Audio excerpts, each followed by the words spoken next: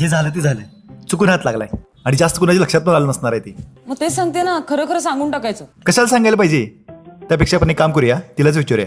थांब, मी video call लावतो. Hello बाया, तुला जास्त लागलं परवा?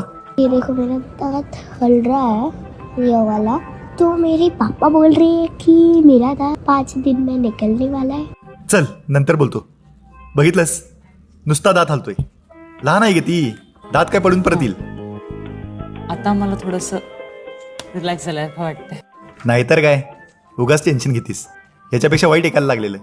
कोण? कोण काय, मीच की. मी पण असाच एकदा गणपतीत डान्स करायला गेलो.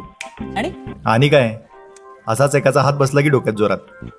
आणि मग काय नाही, एवढ्या जोरात डोक्यात लागलं की तेव्हापासून मग मी इंस्टाग्रामचे रील बनवायला सुरू केलं.